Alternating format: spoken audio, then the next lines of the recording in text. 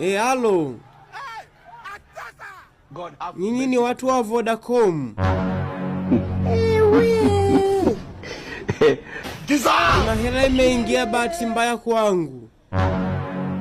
Ngoja niangalie.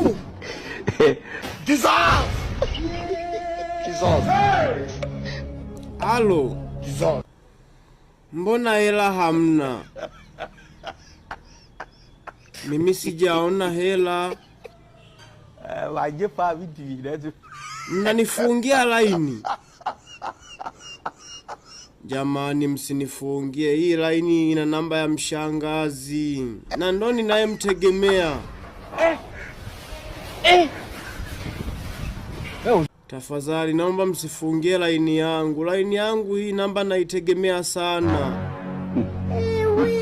Basi mimi nawatumia 50,000 alafu msinifungie. Namba hii ni ya mshangazi. I want problems always. Hii namba ikipotea na kwa nimekula losi. Sawa, ngwani watumie. Aujourd'hui aussi c'est un autre. No. Mmeiona? Aya, namba hamjafunga. Aya, asanteni. Kidogo nifungie namba ya mshangazi wangu. Sijui namba ningeitoa wapi. Ngoja nimjulishe dada. Nimwambie ile 50,000 aliyekuwa ameniazima nimewalipa watu wa Voda. Ile hela ulionipa wale watu wa Vodacom wamenipigia simu.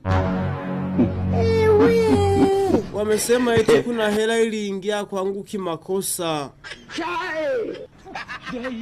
Sio wenyewe, ni matapeli.